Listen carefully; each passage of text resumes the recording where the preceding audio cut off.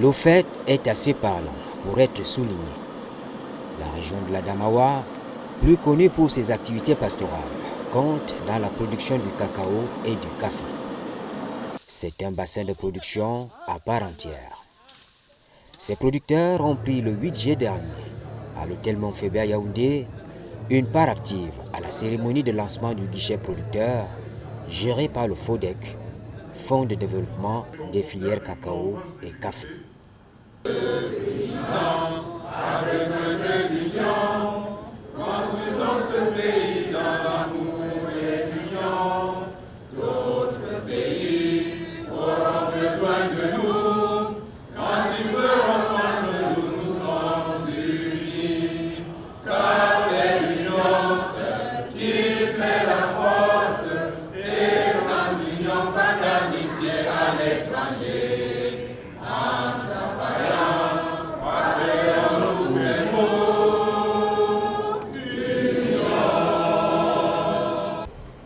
La Damawa est dans la savane humide de l'Ouest.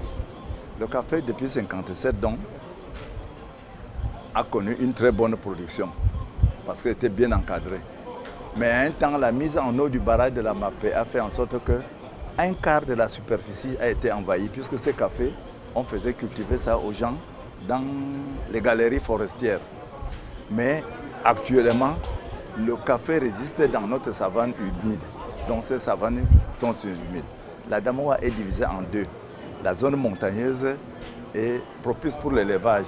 Nous sommes dans la dépression, dans la Damawa, dans l'arrondissement d'Mbankin. C'est dans la plaine, une plaine humide entourée des deux montagnes, le mont Mambila et le mont qui nous sépare avec le Nigeria, à 15 km du Nigeria. Le café est bon là-bas. C'est maintenant donc que les gens sont en train de relancer. Mais une autre chose, c'est que l'agriculture, bientôt on va manquer de terres. Actuellement, les terres sont nombreuses, mais bientôt on va manquer à cause de quoi?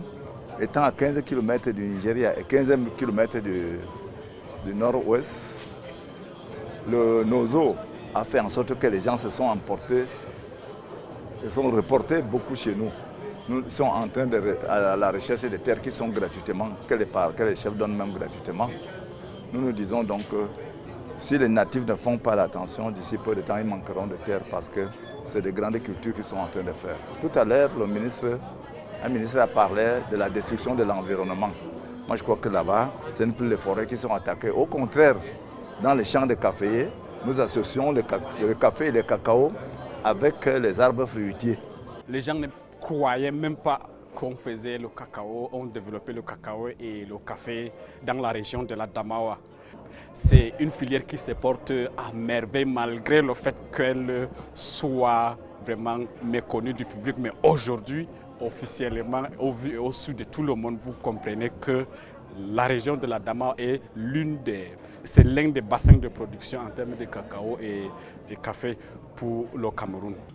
Dans le champ des politiques publiques, le guichet de financement des producteurs de cacao et de café est d'un apport certain pour les ruraux de la Damawa. Oui, cette solution, pour moi, plus particulièrement, me pousse à atteindre le sommet de ma production. Avant, on avait de sérieux problèmes, et surtout au niveau de commercialisation. Ça veut dire qu'au moment où on devait vendre nos produits, on ne savait où vendre et à qui vendre. Je crois qu'avec cette nouvelle réforme qui est mise sur pied pour les producteurs, surtout dans l'affiliation où on nous a demandé de s'affilier dans les guichets des producteurs, nous sommes tellement ravis. Nous sortons ici vraiment satisfaits parce que le guichet producteur répond déjà à des préoccupations des jeunes producteurs. Dans la filière cacao-café, les jeunes avaient déjà cette préoccupation, non seulement que c'est un peu retiré, c'est dans le septentrion, tout ce qu'on engage pour développer ces deux filières-là, ou bien pour améliorer les conditions des producteurs dans ces filières-là, tardait souvent à arriver dans la région de la Damawa. Et tel qu'on a suivi le mode de fonctionnement du guichet producteur, ça aura un impact direct On nous a dit ici que c'est le producteur lui-même qui déclenche le processus d'appui de son exploitation. C'est déjà une chose. Pendant que par le passé, il faut passer par beaucoup de rouages pour que le jeune de la Damawa qui fait dans la cacao culture puisse bénéficier. Aujourd'hui, c'est déjà une réalité et c'est direct. Je suis PCA d'une société coopérative de producteurs de café de Bankim, de Lingam Bankim. Ce guichet que nous attendions longtemps, je crois qu'elle a bienvenue, pas seulement pour moi, mais pour tous les producteurs du Cameroun, particulièrement pour ceux de Bankim, parce qu'on vient juste de connaître la Damawa dans la production de café et de cacao. Donc si la Damawa est entrée au moment où il y a quelque chose de nouveau comme ça, comme un guichet des producteurs, je crois que c'est une très bonne chose, simplement comme ça. Selon l'OFODEC, 3 types de subventions sont délivrées. Les subventions en intra-agricole, les plants, les engrais ou les semences, les équipements et machines modernes ou les infrastructures de soutien à la production. On le souligne bien, ici, il n'y a ni appel d'offres, ni marché à passer, ni stock à constituer. Le processus de mobilisation de la quote-part des producteurs est allégé.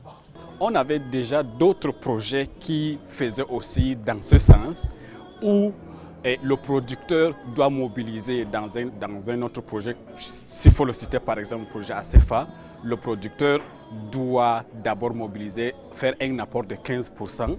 Bon, ici, avec le guichet producteur, c'est 40%. C'est déjà quelque chose. Donc, nous devons nous mobiliser en groupe des producteurs jeunes, parce que vous l'avez suivi dans l'exposé, les anciennes exploitations, même si on met les intrants dans des exploitations vieillissantes, ça n'aura pas assez d'impact. En tant que jeunes et en tant que producteurs dans la filière cacao, café, nous allons nous mobiliser en groupement des jeunes producteurs et pour mobiliser nos ressources et nos forces pour exciter maintenant le processus d'appui dans notre filière. Un plan donné gratuitement est un plan mort. Par contre, un plan volé ou un plan où vous avez fait une participation, c'est un plan réussi. Nous croyons donc que si le producteur doit faire un petit effort pour qu'on lui donne quelque chose pour compléter, aide-toi le ciel t'aidera. Moi je crois que ce n'est pas une très mauvaise chose. Le pourcentage de 40 jusqu'à 40%, ACEFA a aidé beaucoup de gens. Avec 15%, les producteurs ont eu beaucoup de difficultés. Bon, aujourd'hui, 40%, bon, on voit que c'est les gros poissons qui vont bénéficier plus que les autres qui viennent, plus que nous autres qui venons juste d'entrer aussi. 40% c'est un peu très fort pour nous, mais certains vont se débrouiller. Il y a espoir de tirer avantage de ce mécanisme de financement. La nouvelle doit être portée aux destinataires. Et la commercialisation à notre niveau, surtout dans la Damawa, ces gros acheteurs n'y arrivent pas. D'autant plus que c'est une zone qui a été délaissée. On se disait que la Damawa c'était la zone de l'élevage et on n'en pratiquait pas de l'agriculture là-bas. Actuellement, avec cette nouvelle appui, je me dis que les choses vont bien changer.